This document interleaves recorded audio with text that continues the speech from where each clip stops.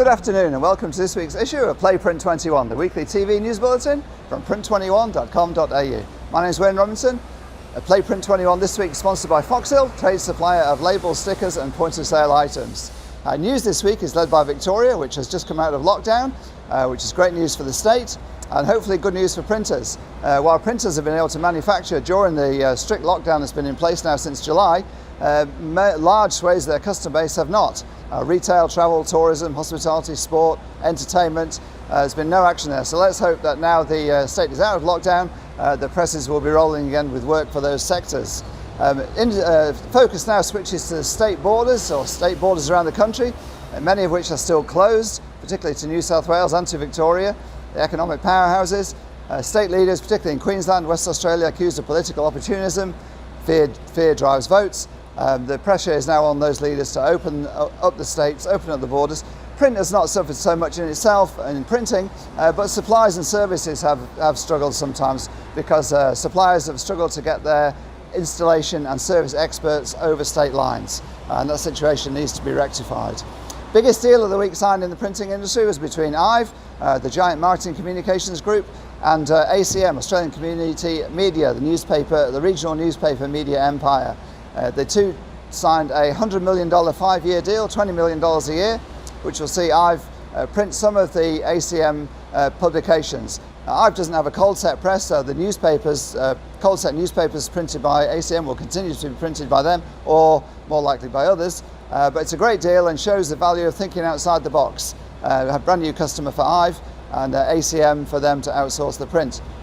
IVE, of course, took a hit when Coles lost its $40 million a year, when the Coles $40 million a year job went, but this is $20 million a year, so that goes some way to rectifying that. Also doing a deal this week was Spices and Rojo Pacific, the wide format media supplier. Spices bought Rojo Pacific for an undisclosed sum. It will keep the brand, it will keep the warehouse, it will keep the staff, and owner John Wright will be coming over to Spices as a national product manager.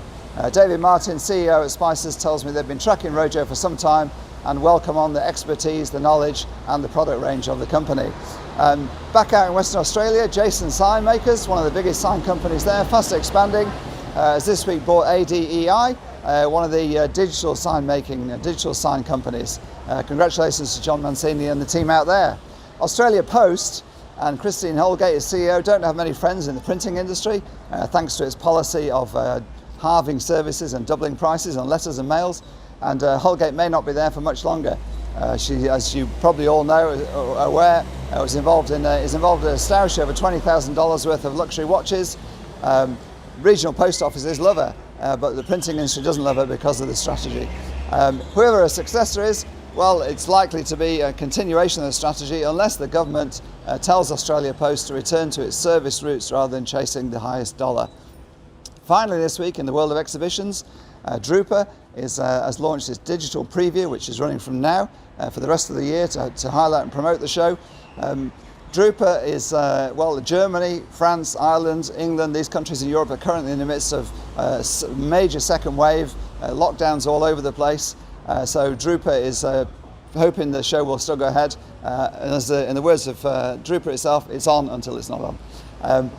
Locally over here, AusPack, the packaging show due to take place May 21 in Sydney, has now been moved to May 22 in Melbourne.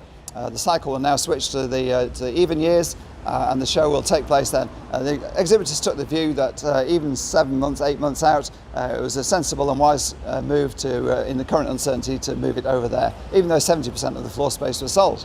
That's it for this week's issue of Print21. Go to print21.com.au for your weekly or daily roundup of all the news. All these stories are more in depth that you won't find anywhere else. Thanks to our sponsor Foxhill, trade supplier of labels, stickers and point of sale items. That's it for me, Wayne Robinson. Victorians, congratulations, welcome back, enjoy your weekend.